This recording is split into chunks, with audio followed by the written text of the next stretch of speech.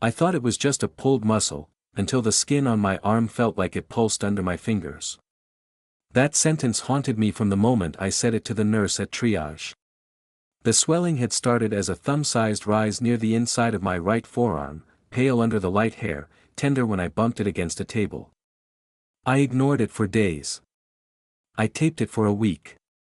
I massaged it and told myself it was nothing.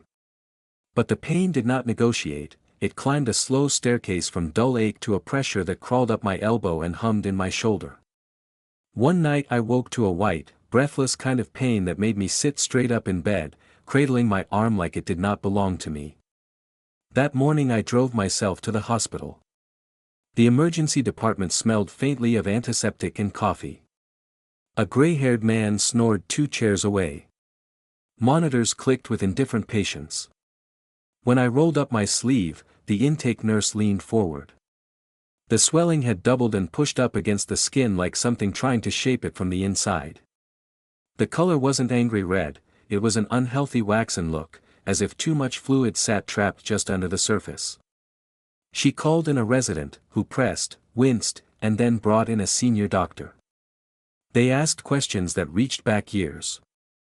Had I cut my arm recently? Had I fallen? Scraped it in the garden? Traveled abroad? I admitted what I could remember: a scrapwood fence I hauled 2 months earlier, a clumsy catch of a falling box, a tingling deep in the muscle that I had shrugged off as strain. I denied fevers because I truly had none. I denied prior surgeries because I had never needed one. They sent me for X-rays. The films came up almost clean, no fracture, no obvious foreign body, just a vague shadow that meant little to me and too much to them. The ultrasound room felt quiet, the kind of quiet that made every other noise ring louder. The sonographer moved the wand through gel over the lump.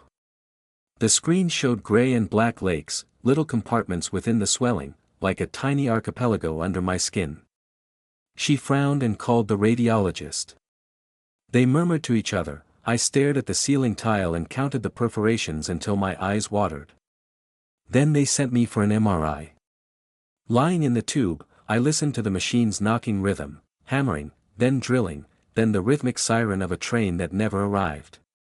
I kept my arms still and my mind less so. The MRI showed a multiloculated mass, pockets within pockets, and a thin linear track that extended up toward the bend of my elbow. The report used words that bent worry into my throat: chronic foreign body reaction, granulomatous tissue, possible mycetoma. The attending, Dr. Elena Moros, read it with her lips compressed, then looked at me with kindness that carried a sober weight. We needed to open it, she said. Today. Waiting raised the risk of nerve damage and deep infection. Consent papers slid toward me. An anesthesiologist introduced himself with a dry smile, checked my airway, asked when I had eaten last. A nurse in blue scrubs tucked a blanket around my legs. I called my sister. She said she would drive over and wait. Her voice trembled. I lied and said it felt like nothing, just a procedure to drain a cyst. The gurney wheels sang across the floor wax as they pushed me toward the elevator. By the time the doors opened into the pre-op hallway, something like calm settled into me, the strange quiet that sometimes arrived at cliff edges and midnight intersections. I studied the fluorescent lights and let my breathing find a slow groove. The operating room looked brighter than anything in my ordinary life. Stainless steel and white light and the careful movement of people who knew exactly where to put their hands. I slid onto the table, a nurse secured my forearm to a padded arm board, and the anesthesiologist placed the mask. Deep breaths, he said, and the world thinned into the soft dark where time did not exist. I did not witness what came next, but the story of it reached me later in fragments, the silence that fell when Dr. Moros made the first careful incision. The startled word that escaped the scrub nurse when the capsule opened. The swelling had built around something the scans could not fully name. As the scalpel parted tissue and the retractor lifted skin, a pale, thick fluid eased out, pearled with tiny, blackish granules, like poppy seeds mixed into cream. The smell was not the raw rot of abscess, it was sweeter, fungal, the scent of damp soil. The granules clung to the gauze pads in specks that left a dark stippling. Inside the cavity, scar was layered upon scar, a cathedral of the body's stubborn attempt to wall off an invader. A sinuous, slender object lay coiled near the deep margin, tucked between fascia planes as if it had grown there. When they teased it free, the room stood still. It was a weathered shard of dark wood, longer than a finger, thin as a pencil, whittled by time and tissue into a smooth spear. It must have entered months ago, maybe longer, through a wound too small to remember. Wood did not show clearly on X-ray. The body had tried to entomb it, to smother it in fibrous capsule and new blood vessels, to knit around it and forget. But the splinter had traveled, riding the micromotions of muscle, carving a path that seeded infection with each breath and lift and turn of my wrist. Around it, the granules, the grains, told their own story, a mycetoma, a chronic fungal colony that loved wood and soil and skin. I woke on the other side of hours that had not existed for me. Recovery smelled like iodine and linen. A monitor whispered my heart rate. My arm felt wrapped in a firm, warm cloud. For a few seconds, I did not know where I was. Then the pain introduced itself as a clean, disciplined pressure, not the feral, pulsing kind that had hunted me at night. My mouth felt dry. When I turned my head, the world tilted, then righted. A nurse asked for my name and birthday. I answered through a throat lined with sand. Later, in the ward, the daylight shifted across the tiles, and the clock hands moved in a way that meant nothing and everything. My sister sat by the window in a chair too low for her height, her bag at her feet, her eyes red.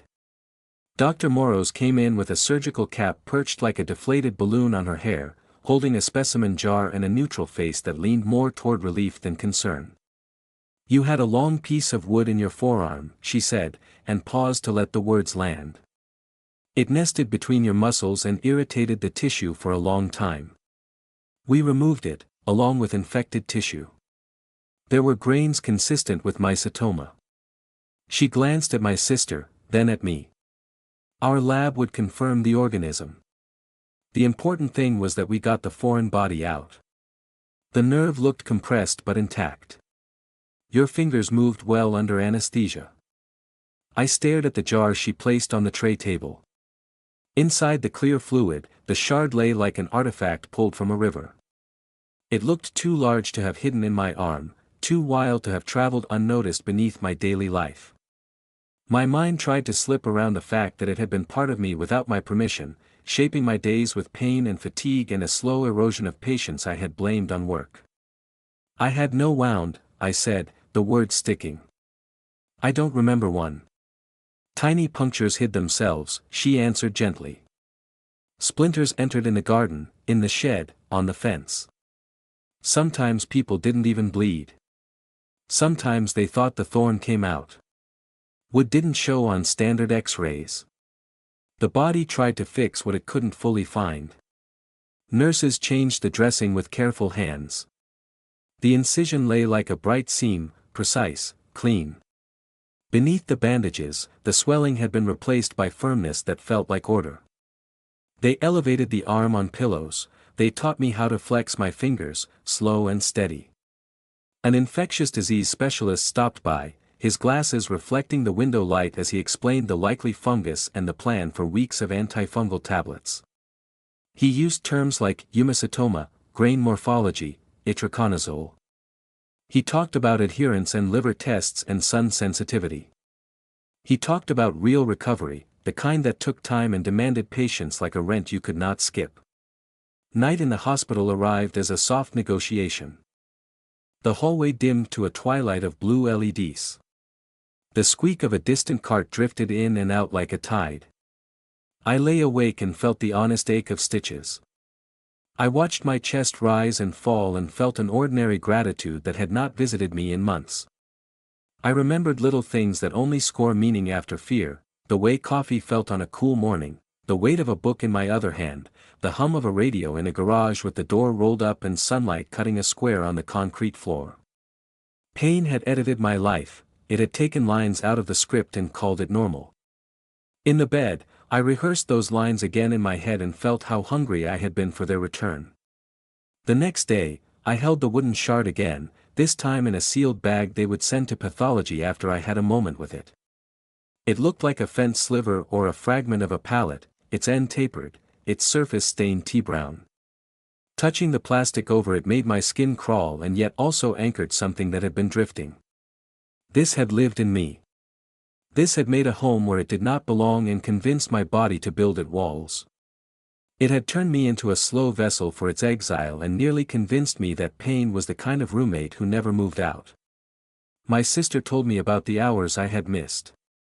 She described the waiting room with the fern that didn't look real, the TV mounted too high, the woman who prayed into her hands for someone she loved, the way the surgeon had come out with steady eyes and said, "It went well."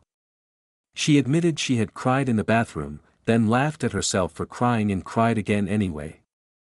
She brought up a memory from a summer years ago, when we had built a tree swing in our backyard and I had scraped my arms on bark and joked that trees fought back. We both stared at the shard then, and the joke landed like a coin in a deep well.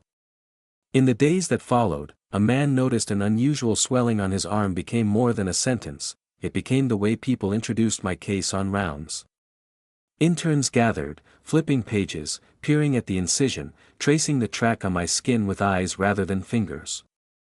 They spoke about how my pain pattern matched entrapment, how the edema ebbed when I raised my arm, how the MRI hinted at what the blade confirmed. They discussed how fungi loved wood, the way spores traveled by thorn, the way grains looked under a scope, dark, hard, resilient. They looked at me not like a specimen but like a man who had lived with something unnamed and now had a name to hold. The hand therapist visited, an upbeat woman with a patient smile and a folder thick with printed exercises. She showed me how to turn my palm to the ceiling without letting my shoulder cheat, how to bend the last joints of my fingers while keeping the others straight, how to draw a circle in the air with my thumb like I traced the moon. I did each movement slowly, feeling the tug deep inside where stitches met healing, and I felt the first fragile pulse of confidence. Infection, even the kind stripped at the operating table, loved a chance to return. Nurses checked my temperature every 4 hours. They asked me about chills, about sweat, about pains that felt different from the surgical ache. I watched the numbers hold steady and felt an odd affection for the little decimal that sat next to 36.8. The antifungal pills arrived in a plastic cup twice a day. I swallowed them with water and imagined the medicine tracking the same hidden routes the splinter had traced, filling the emptied tunnels with something that protected rather than provoked. On the third morning, Dr. Morrows brought the lab's preliminary report. The grains under the microscope showed features consistent with a particular fungus common in soil where I had worked outside that spring. The pathologist used words like hyphae and cement substance and dematiaceous. The plan remained. The relief in her voice felt earned. She asked about my sleep, about the pain, about the tingling in my ring and little finger. I told her the truth, the pain sat like a tired dog instead of a hunting beast, and the tingling faded each hour like a song you still heard after it ended. Visitors came in waves. A coworker with a bouquet that made the room smell like June. A neighbor who brought a puzzle book and apologized for not visiting sooner though it had only been days. My sister again, who scolded me for lifting the pitcher myself and then handed it to me anyway. We talked about the fence we had rebuilt and how a splinter might have found its way in without announcement, one tiny door left open, one guest slipping in under the noise. We talked about what hurt did to people, how it made you smaller, how it narrowed your voice, how it convinced you to accept a life that contained less light. We did not say it out loud, but we both knew this. Something inside me had been named and removed, but something else had been uncovered, the part of me that still reached for ordinary joy. At night, a storm walked across the city. Rain shouldered at the window and then softened. In the quiet afterward, a nurse took my blood pressure and wrote numbers on her chart. She smiled and asked if I needed anything. I said no and then asked for one thing, to hold the bag with the wood again, just for a minute. She hesitated and then handed it to me with a look that said she understood rituals even when they weren't in the protocol. I pressed my palm against the plastic and felt the cool shape of the shard through it. I remembered the phrase that had started it all, I thought it was just a pulled muscle, and felt how language sometimes betrayed the size of our troubles. By morning, I dressed in the slow, deliberate way you learned in hospitals. Each movement measured, each breath noted. Discharge papers stacked like a small book on the tray table. Follow-up dates circled in red. The antifungal schedule sat taped to the inside of my mind. The therapist met me at the door and repeated the first set of movements. I promised to do them. I felt the promise hang between us, light and real. A man noticed an unusual swelling on his arm, and the man walked out into daylight with a sling and a sister at his side and a story he still did not fully know how to tell. On the sidewalk, the air held that washed scent storms left behind. Car tires hissed through shallow puddles. A gust lifted the edge of my discharge papers and my sister pinned them with her hand. We stood there a moment, not moving, the hospital doors sighing open and shut behind us, people passing with their own stories folded under their jackets. My arm throbbed in time with my pulse, but the throb felt honest. I looked at my sister and thought about wood and skin and soil and the stubborn ways bodies tried to protect us. I thought about how close I had come to losing feeling in my hand, to losing my patience completely, to losing the small rituals that stitched days together.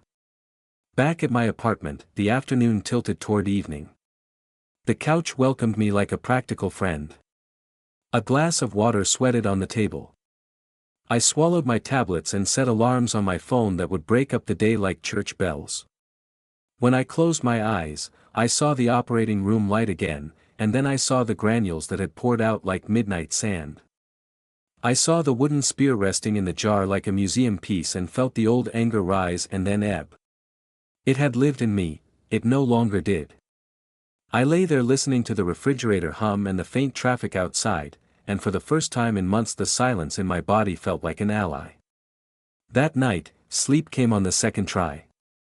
I dreamed of a fence I had not fixed yet, boards leaning and nails loose, and I dreamed of my hand pushing the wood into place carefully, gloved, cautious, without hurry.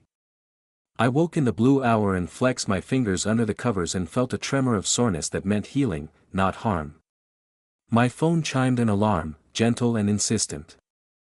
I sat up, swallowed pills, drank water, and watched a thin stripe of morning lay itself across the floorboards. The apartment did not seem different, but I knew it was. The room held the quiet truth that a surgeon had held a piece of wood above a metal tray and said, "This is what a body survived." The next checkup arrived like a small test. The nurse clipped the bandages. The edges of tape tugging hairs in a way that felt hilariously human compared to the dramas that had just passed. The incision looked clean, butter-colored glue sealing a careful line. The swelling had receded, the skin no longer tight. I lifted my hand, palm up, then palm down, then back again, slow as prayer. A man noticed an unusual swelling on his arm, and now that arm, the same flawed limb that had hidden a spear of wood and a colony of grains, moved through air like a promise kept. I left the clinic with a printout of my exercises and a schedule scrawled with circles and arrows. Outside, a municipal crew trimmed branches along the parkway.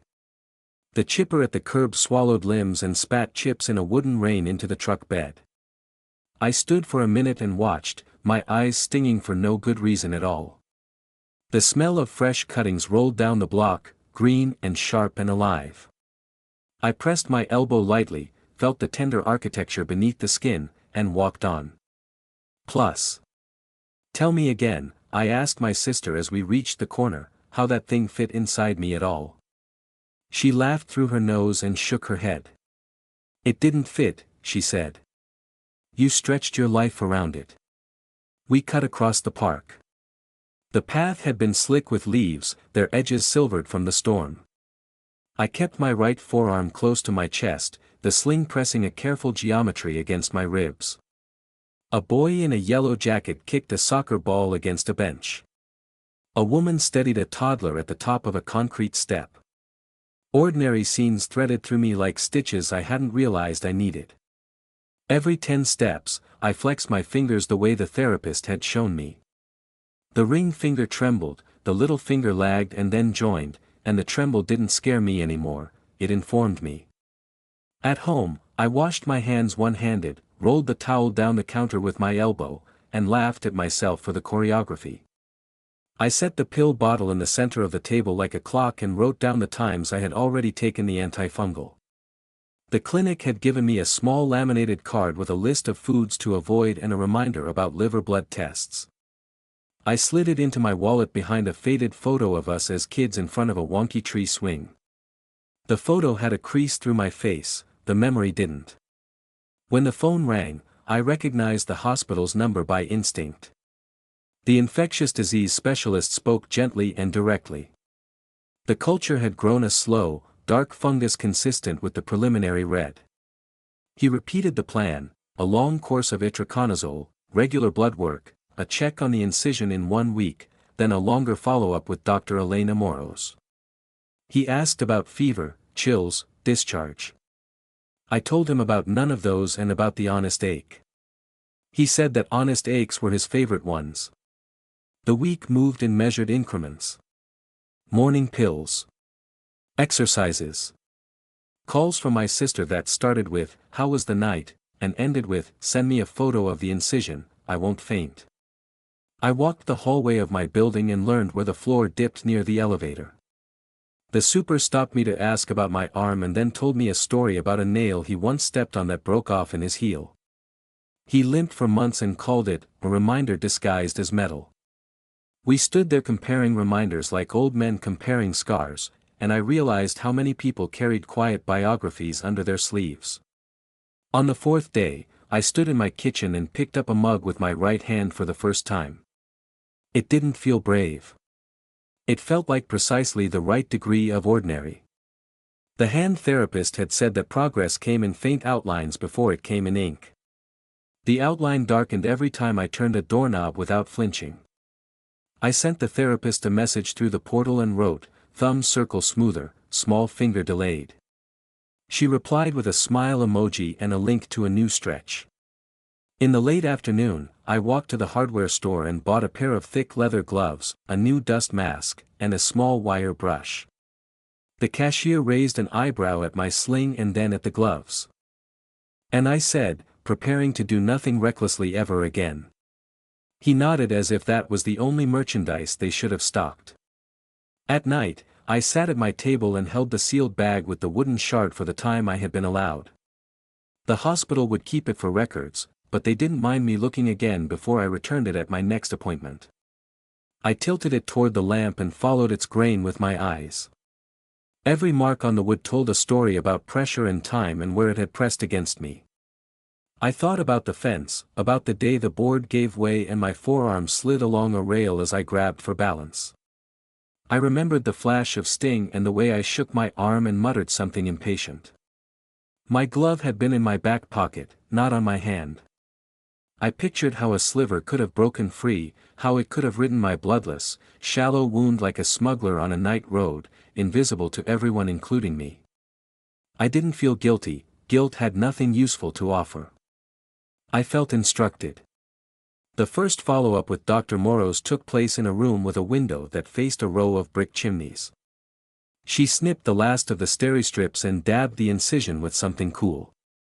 The line looked tidy, the edges lying down instead of arguing. She palpated the track of the old swelling with 2 fingers, slow and respectful.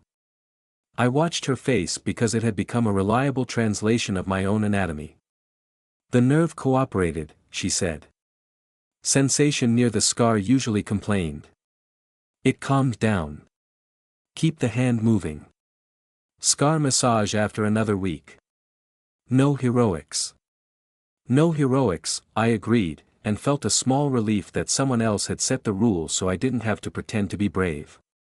She asked about my sleep. I told her I slept better than I had any right to. She asked about work. I told her I had emailed my supervisor a photo of the jar with the wood and he had replied with 3 green nauseated face emojis and then wrote, "Take the time you need." She laughed and wrote my lab order for liver tests. Before she left, she paused, looked me in the eye in that way surgeons sometimes did when the technical part had finished and the human part continued, and said, "I liked that you asked to see it again." It helped some people to understand what bothered them. Walking out, I passed a hallway where nurses pinned small notes to a corkboard that read, "Thank you, Elena, and you held my hand when I needed it."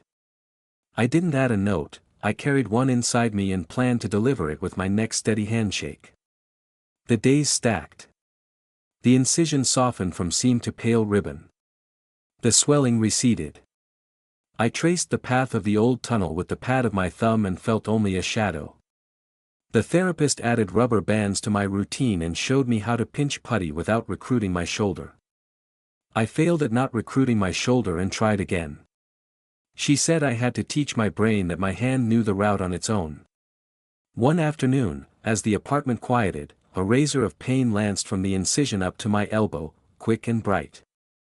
It faded, then returned like lightning testing the same ground.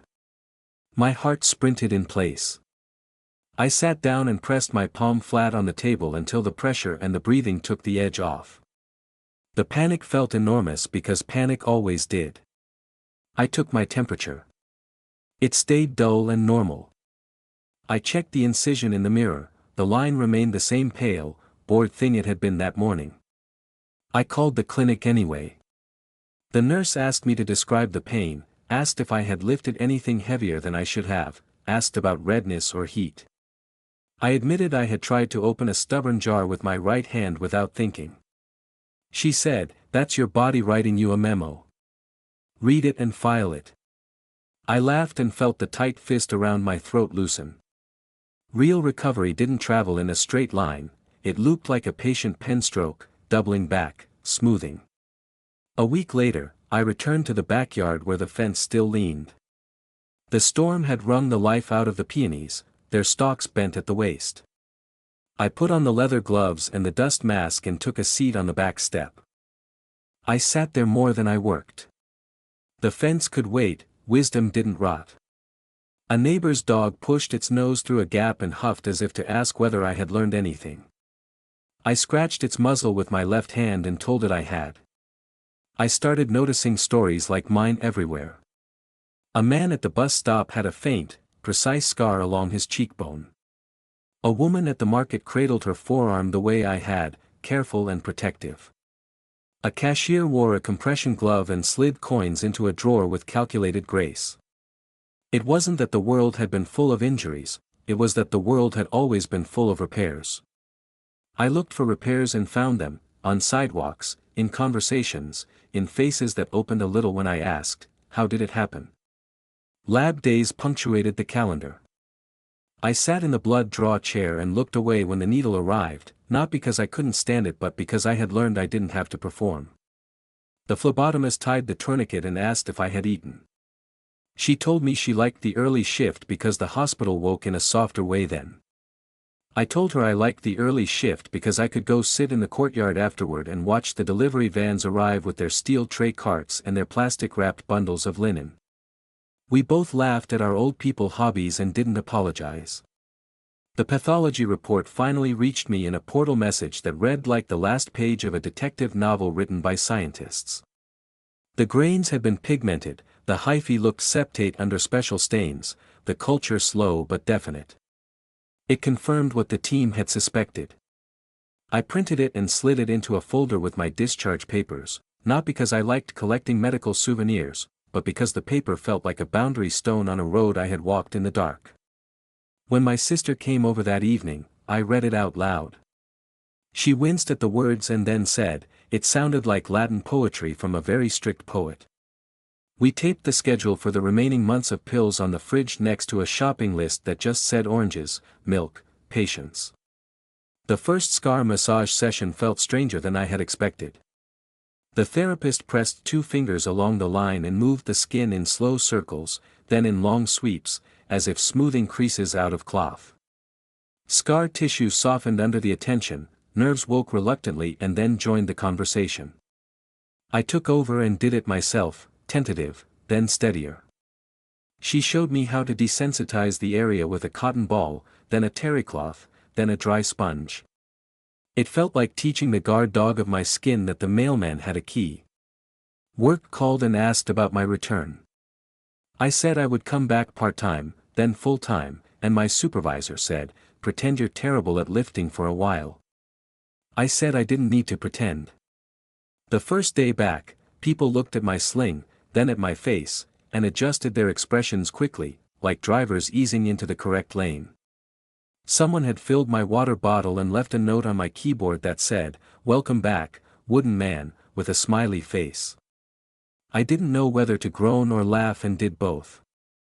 In the break room, a coworker asked to see the scar, then showed me a faint, puckered mark at the base of his thumb. He grinned and said, "Mandolin Slicer, 2018. The room warmed with the exchange in a way that had nothing to do with temperature. At home, the gloves hung on a hook by the door, not as a punishment but as a promise. I didn't rush the fence. I swept the back step with my left hand and used my right to steady the pan. I cut an apple with my left and ate it with my right, slow as if I had invented the fruit. The evening light lay in friendly rectangles across the table. I took the antifungal pill, swallowed water, set the empty glass down, and listened to the small, ordinary sounds of a building breathing. Days grew into a pattern I recognized as mine. The swelling had not returned. The scar faded from fresh coin to weathered shell. The tingling in the little finger visited like a sporadic relative and then forgot my address. I kept the follow-up with Dr. Morrows and watched her eyes skim the incision and relax. We talked about the final stretch, about not mistaking good enough for done. I thanked her, and she brushed it away with the humility of someone who had no use for thanks, then accepted it anyway. "Say it again," my sister said one evening as we sat on my stoop with 2 paper cups of coffee. "What did they actually find?" "A long piece of wood," I said, "and a colony that loved the wood more than I loved ignoring pain." She clinked her cup against mine. "To the colony's eviction," she said. We drank to that and to a dozen other small, unnamed victories. She asked if I felt different, and I told her the truth. The man who noticed an unusual swelling on his arm had learned to notice other things, too, the exact moment the ache shifted from threat to work, the quiet where fear had been too loud to hear anything else, the small, practical moves that carried him across a day without drama.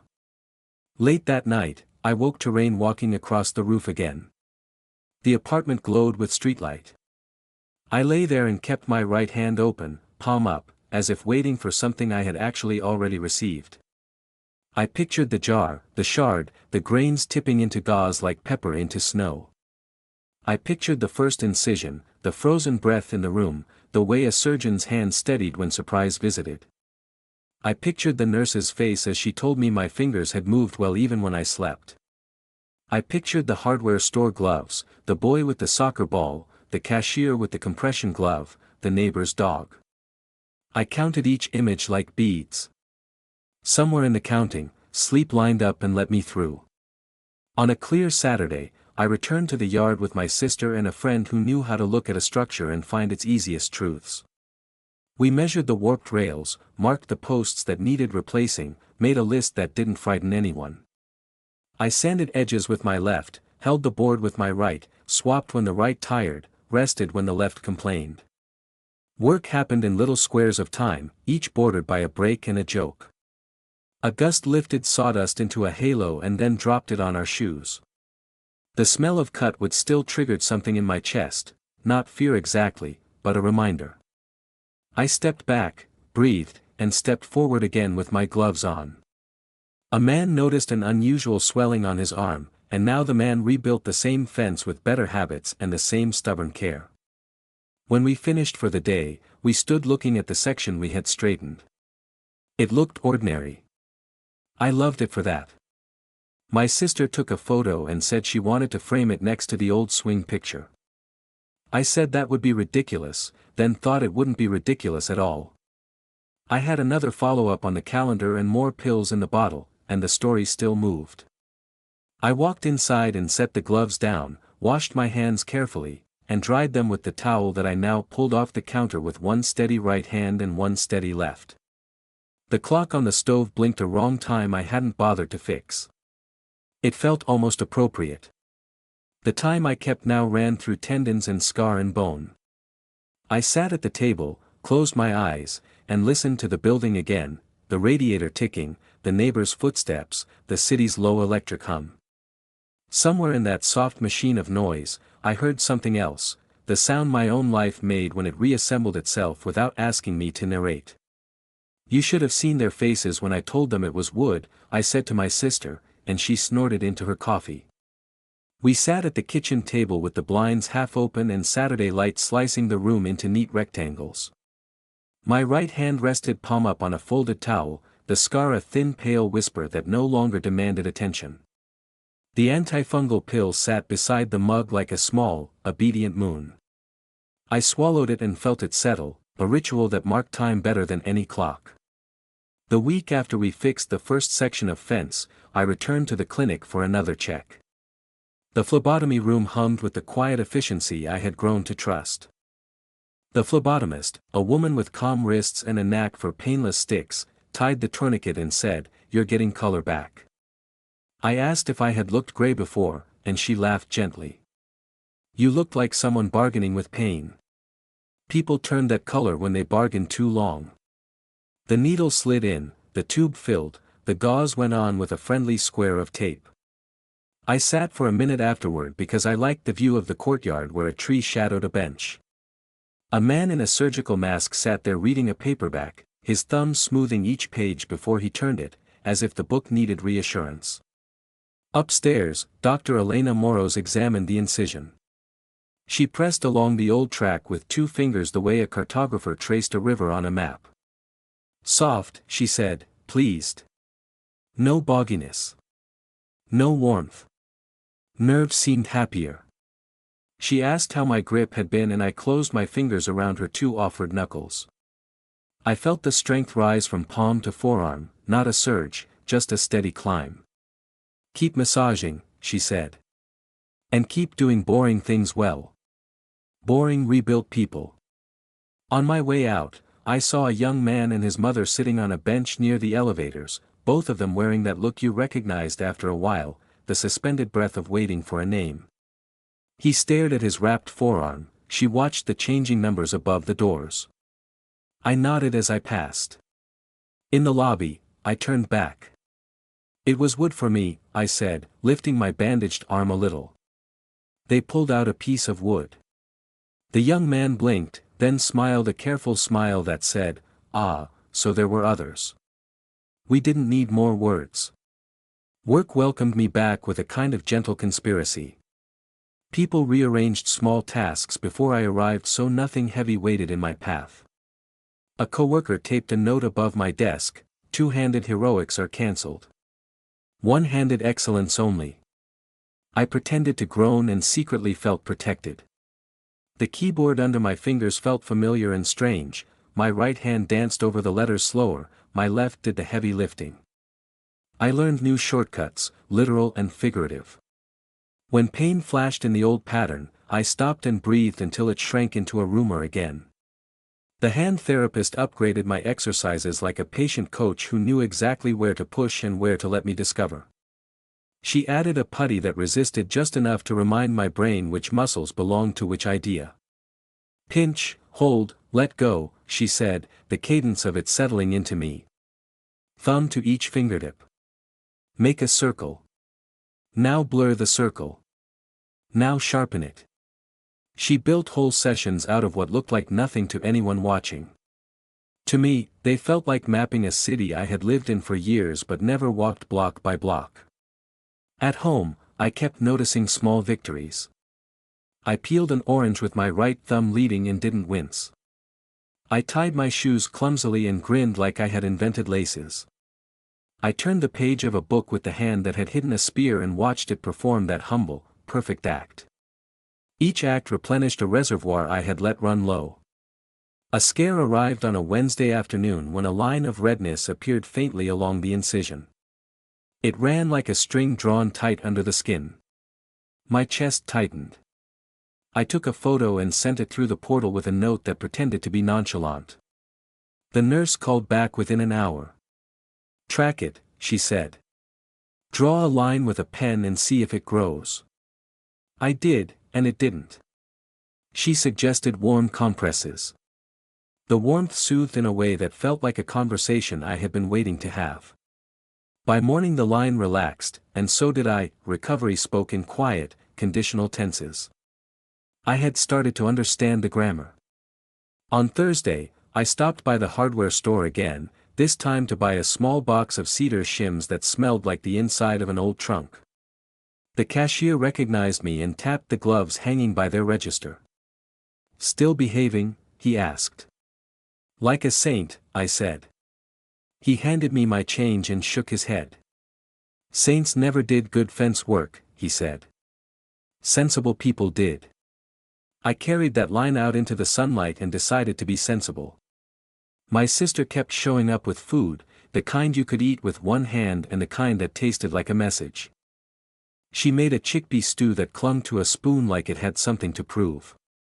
We ate on the stoop and waved at the same dog that always pushed its nose through the fence. She asked how the antifungals treated me and I admitted the aftertaste sat in the back of my throat like an uninvited guest. She handed me a lemon wedge. "Bite it," she said. Bitter met sour, they cancelled each other's arrogance. I bit it and laughed and conceded she had just invented a cure that would never make it into a journal and would still save lives. At night, I kept a notebook by the bed and wrote down the small things because small things constantly volunteered to be forgotten. The weight of a towel on a forearm that had stopped protesting. The way scar tissue warmed under the slow circles of my thumb and became more like me and less like an intruder. The way a pill bottle rattled and reminded me of the quiet army it held. Words anchored the improvements in place, like stakes around a young tree. On the second weekend, my friend Matteo came by with a tool belt and a grin that did not promise delicacy. "We're finishing the corner posts," he announced. I brought patience and a level. He looked at my right hand, then at the gloves on the hook, and nodded approvingly.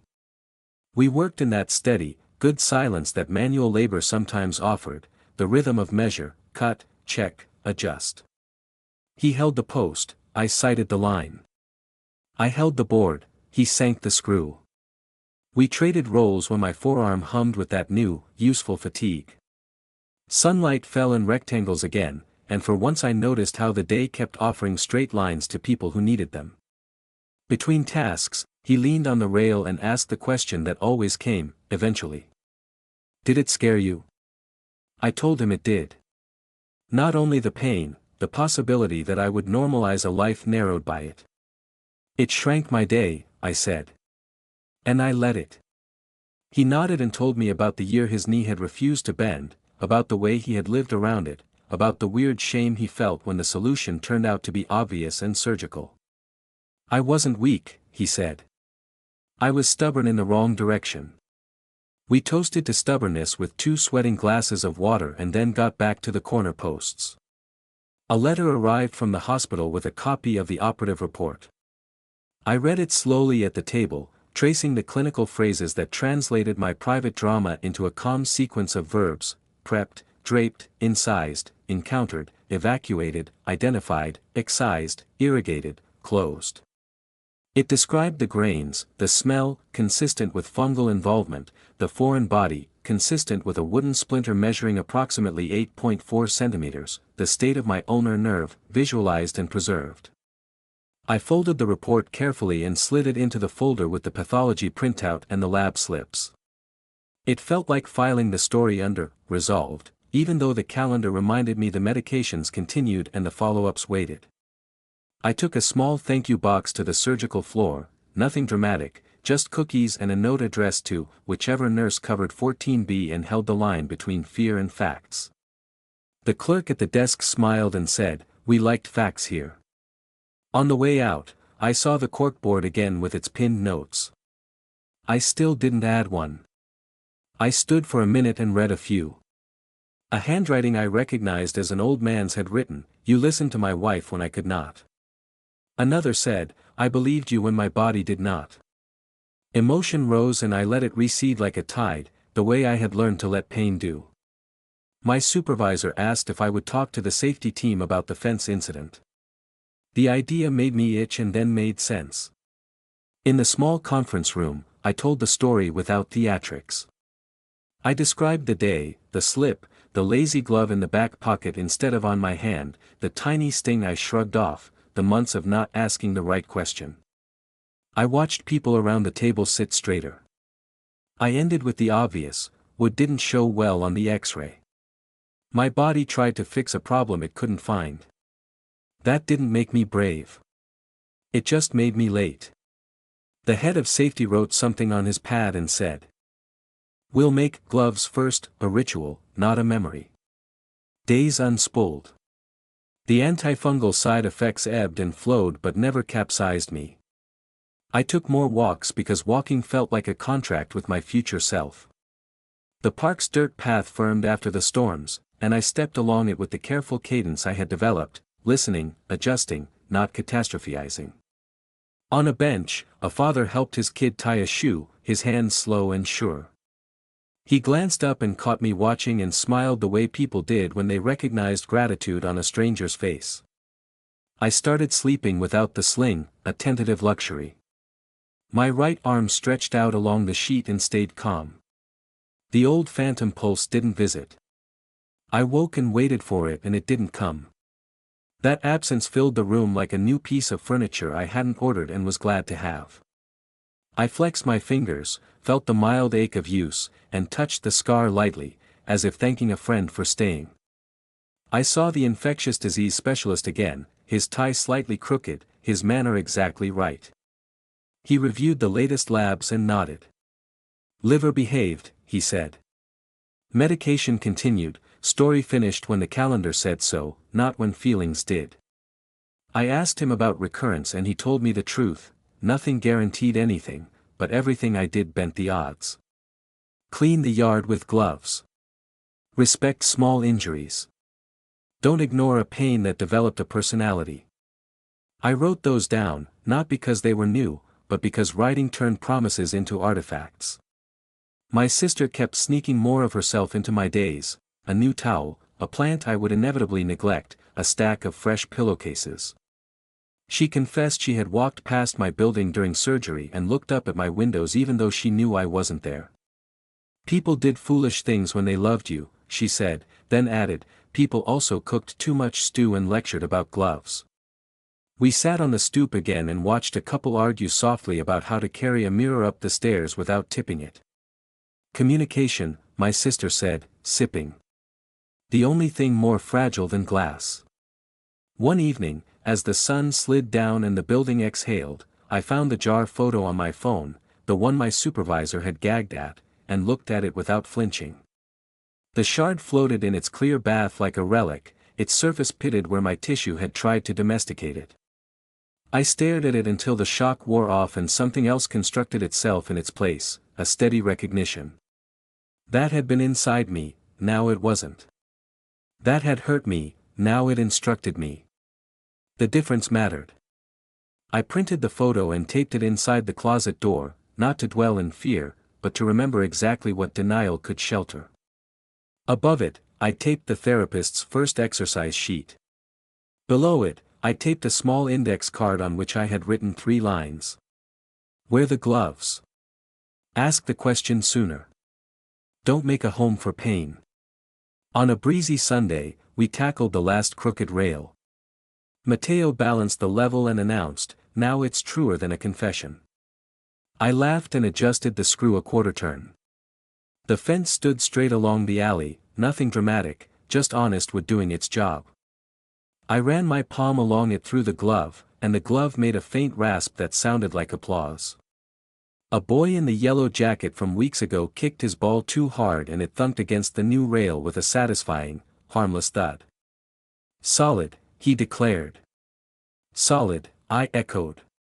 That night, with the window cracked open and the city's whisper filtering in, I lay on my back and placed both hands flat on my chest. Heartbeat under left hand, scar under right. I thought of Dr. Elena Moros making the first cut and of the scrub nurse's quick intake of breath when the capsule opened, of gauze turning speckled and the smell of wet earth inside a bright room. I thought of the phlebotomist and her early shift, of the masked man smoothing paper in the courtyard, of the cashier with the compression glove, of the nurse who said honest aches were her favorite. I thought of my sister tapping the fridge schedule and of the lemon wedge's tart generosity. Sleep took its time. Then arrived. In the morning, I woke before the alarm and found my right hand under the pillow, loose and unafraid. I slid it out and flexed, slow and ceremonial, like turning a page you didn't want to tear. The scar tugged and then didn't. I stood, made coffee, set the pill by the mug, and listened to the kettle mutter. Outside, a delivery truck sighed. Inside, the refrigerator hummed its long, reliable note. The day waited, ordinary and exact. A man noticed an unusual swelling on his arm, and he kept noticing everything else: how health sounded when it returned, how trust looked when it showed up in a lab coat or a living room, how wood under a gloved palm felt like a treaty instead of a threat. I stepped onto the stoop with my cup, lifted it in a small salute to nobody in particular, and let the steam fog my glasses for a moment before the air cleared again and the world came back into focus. Here's the strangest part, I told Matteo as we loaded the last of the scrap into the bin. The quiet after the pain felt louder than any alarm. He nodded without looking up, thumb testing the edge of a board as if truth hid in grain. The fence stood straight behind us, an ordinary sentence punctuated correctly at last. My right hand rested on the top rail, gloved, sure, a little proud without theatrics. The scar under the glove tugged when I leaned. I eased back and let the new wisdom run the show. The next clinic visit felt almost ceremonial. The hallway smelled faintly of lemon cleaner and coffee, the twin fragrances of places that insisted on order. Dr. Elena Moros greeted me with that same anchored calm. She palpated along the old track, watched my face for flinches that didn't come, then turned my palm up and down as if reading a book aloud. Strength looked good, she said. Sensation returned along the ulnar side. Keep massaging. Keep boring. Boring saved hands. I laughed. I became a fan of boring, I said, and meant it. She reviewed the last liver panel and the infectious disease note. Medication marched on, she added. You were doing the marching. Don't let the calendar get cocky, it ended when it ended. On my way out, I passed a bulletin board with a flyer for a community safety talk, home repairs without hurting yourself. I wrote the number down without committing, then found myself dialing from the sidewalk anyway. 2 weeks later, I stood in a room at the library with a half-circle of folding chairs, a box of cheap gloves on the table, and a slideshow of hilariously unhelpful stock photos that Matteo had collected, smiling people sawing in sandals, drilling with their hair in the bit's hungry path, eyes unprotected like a dare. I told my story without drama. A man noticed an unusual swelling on his arm, I said, and a lot happened because a glove lived in a pocket and not on a hand. People nodded in that way humans nodded when someone else admitted an ordinary mistake that could have been theirs. I held up a picture of the shard and the room tilted with collective sympathy. We passed the glove box around like we were taking communion. After the talk, an older man waited while others asked practical questions about nails and splinters. His voice shook a little when he spoke. When I was a kid, he said, a thorn broke in my foot and my mother swore she'd pulled it all. The swelling came and went for years. Finally a doctor cut out a piece of thorn the length of a toothpick. He looked at his shoe as if the thorn could still be under it. I didn't know wood hid like that. Wood hid everywhere it could, I said. Our bodies did their best. Sometimes they needed a map and a blade. He smiled, eyes glassy but steady. We shook hands, and I felt the small surge of being understood by a stranger whose story ran parallel to mine and finally intersected. The hand therapist discharged me with a handshake and a sheet titled Maintenance, which sounded like a manual for a patient machine. Add gentle load, she said. Keep desensitizing. Remember cold weather changed nerve moods. She pantomimed rubbing the scar with a wool glove. Gloves for the fence, she added. Soft cloth for the scar. Cold weather tested her warning early. A front marched in, the morning bit a little meaner. Tingling returned like a shy cousin, visiting the ring and little finger in a pattern I recognized and decided not to fear. I warmed the scar with a heat pack and performed the slow circles. The tingling receded the way fog did, reluctant, then obedient. I logged it in the notebook without flourish: cold day, scar prickly, massage helped. Facts, like the hospital liked. Work folded me back in. The first time I carried a box across the room with both hands, my heart punched once, then settled. I stopped halfway, set it down, breathed, and picked it up again. Nobody clapped. Nobody needed to. The head of safety asked me to review a new checklist with a younger crew. I added one line in bold that made me grin even as I typed it: glove up before you show up. The hospital mailed me a small, formal letter: please pick up your personal effects from pathology by X date. I stood at the counter where a clerk in a cardigan slid a sealed specimen bag across the glass like we were trading classified materials. Not for keeping, she said kindly. Sign that you saw it, then we incinerate. Chain of custody, even for wood. I signed, held the bag for a long moment, then slid it back. Goodbye, I heard myself say, and the clerk smiled like she'd heard stranger benedictions. On a Sunday morning, my sister and I made pancakes with the kind of seriousness usually reserved for treaties.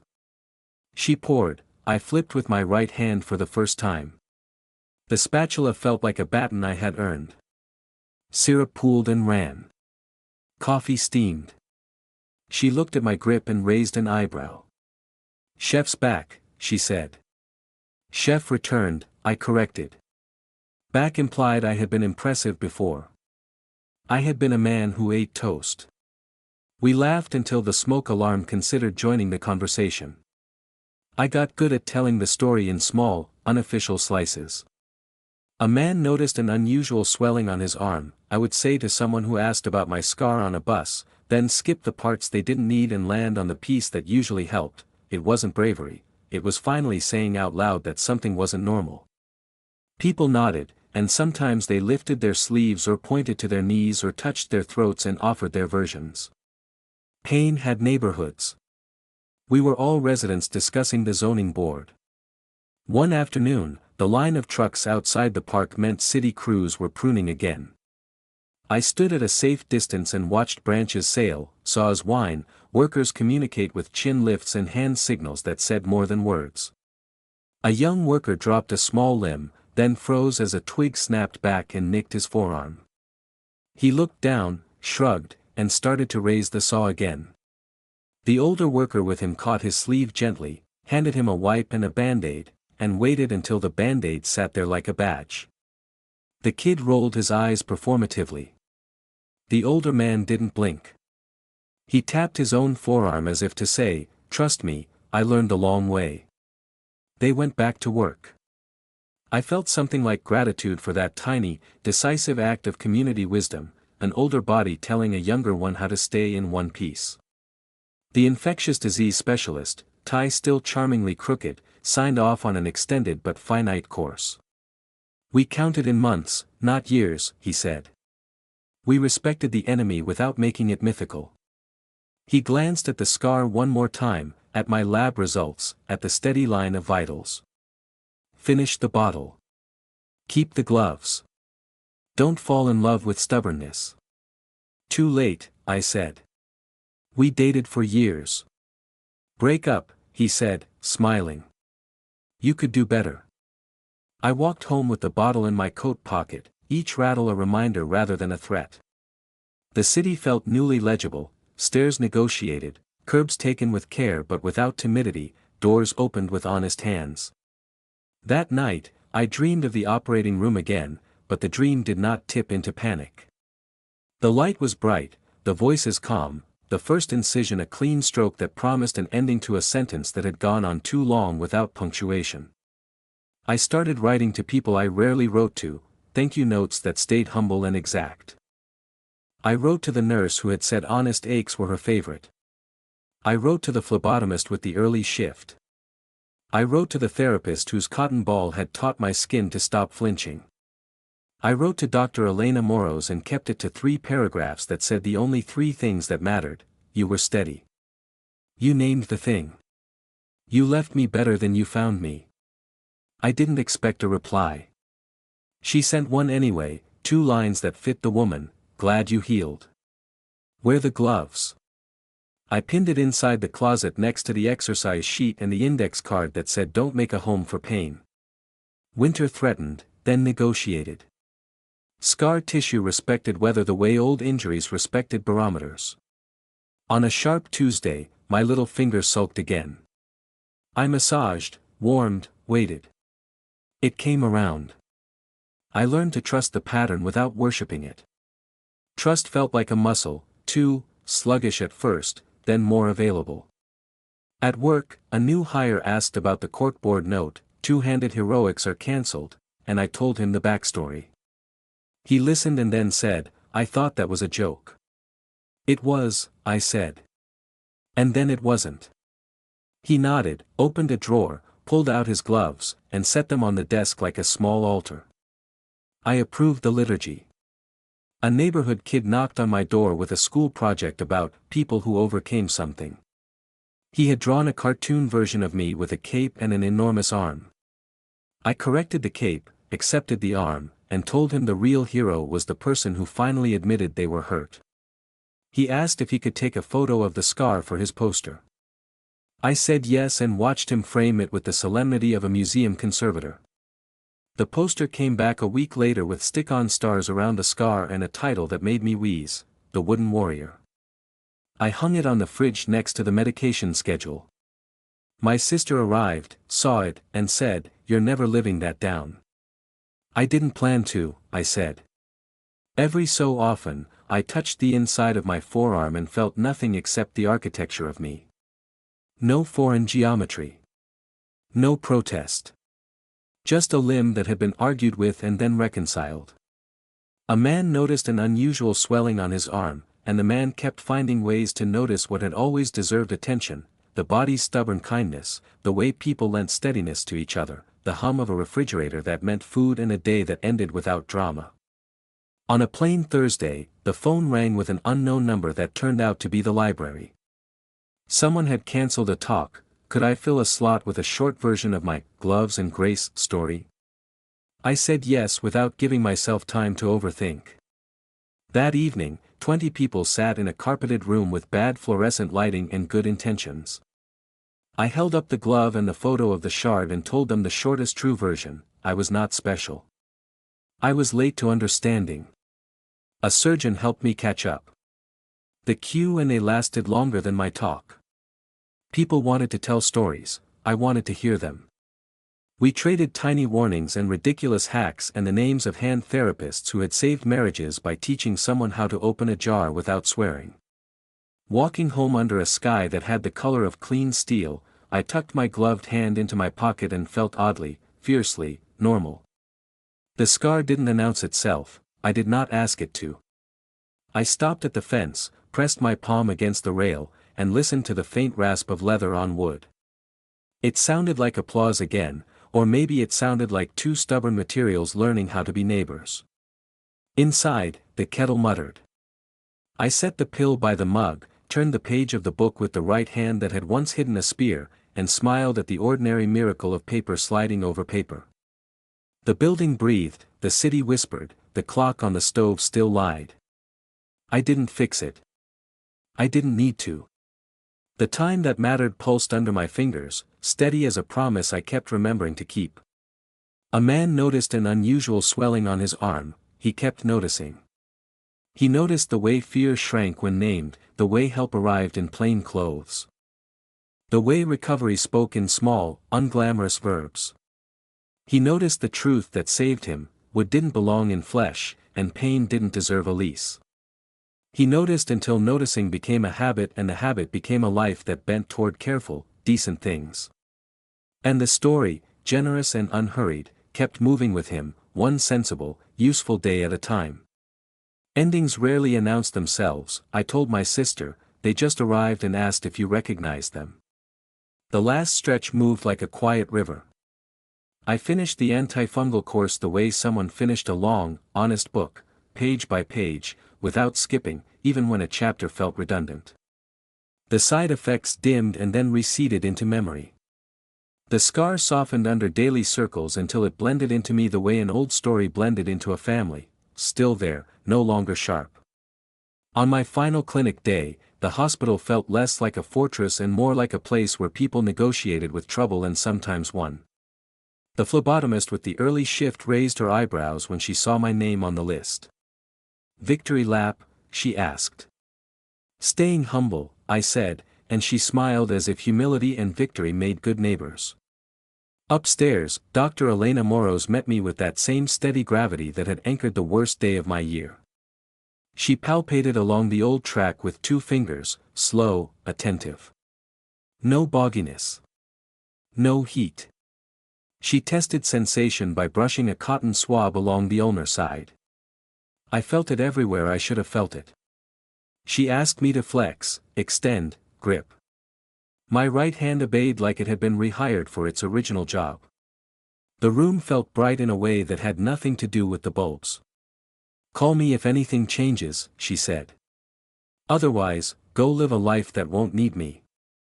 "I plan to be uninteresting," I said. "Best compliment we got," she replied, signing her note. The infectious disease specialist peeked his head in with his tie slightly straighter than usual, as if the occasion required respect. "Liver behaved," he said. "No recurrence. You finished the course.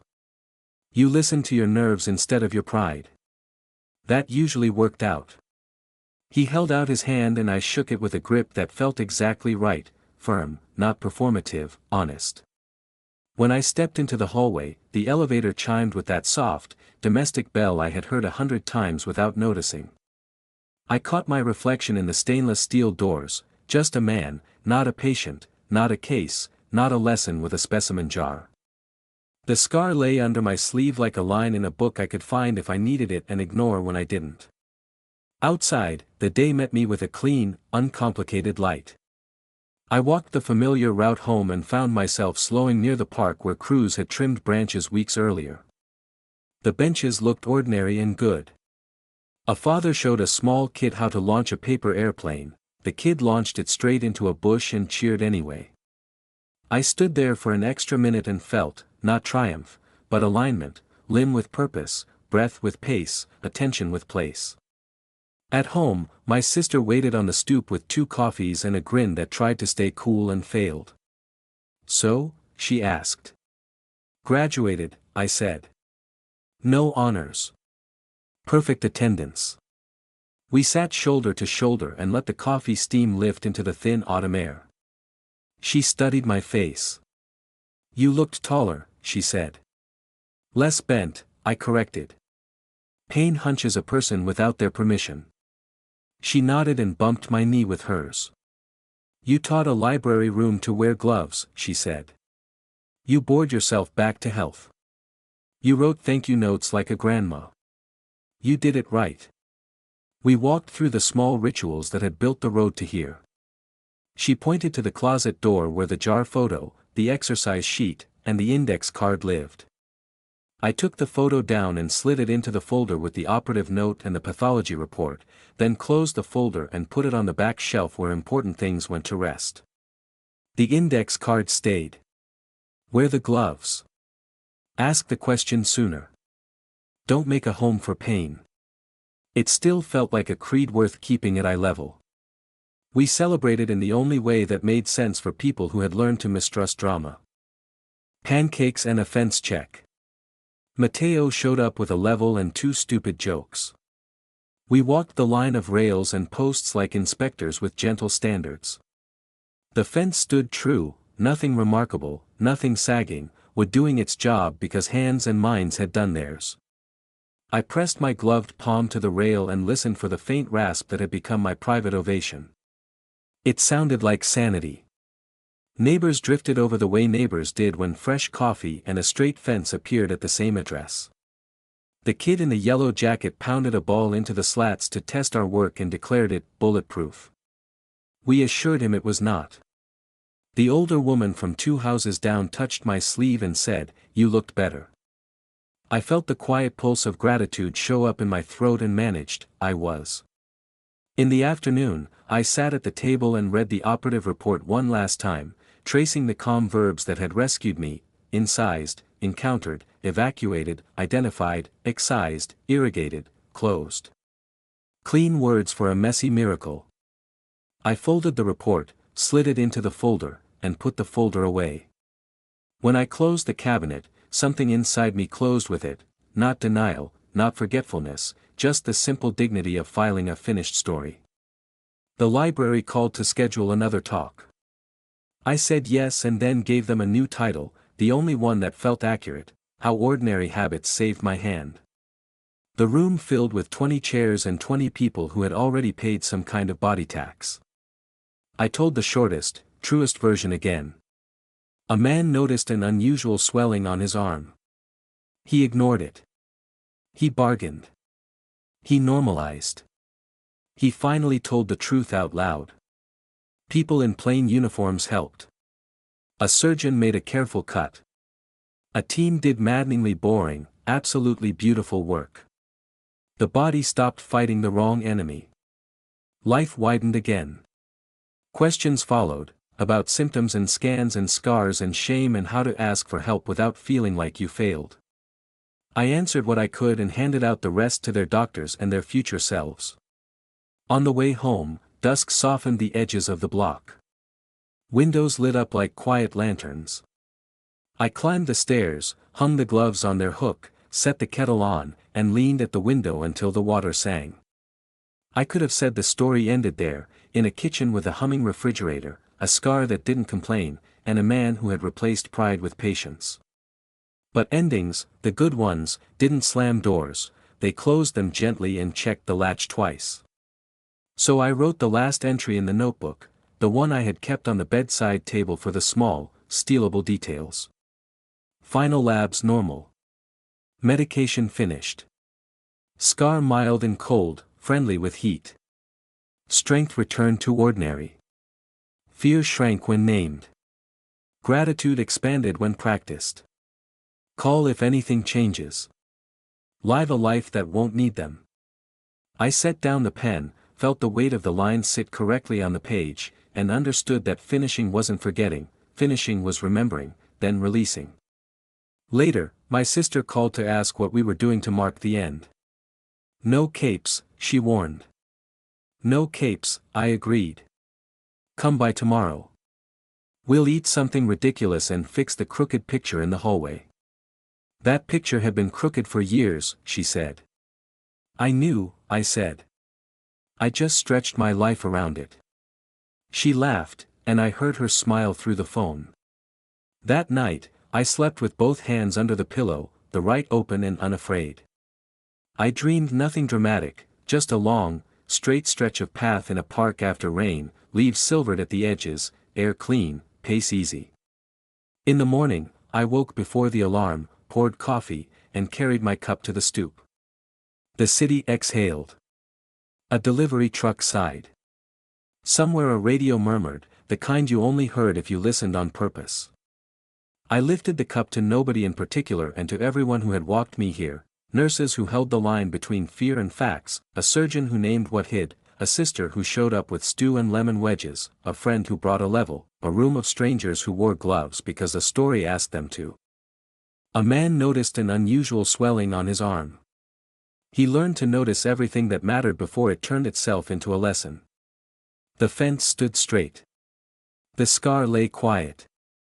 The day opened, ordinary, exact, generous. I stepped into it, not heroic, not haunted, just whole enough to do my work and call it good. And that, finally, was the ending worth keeping.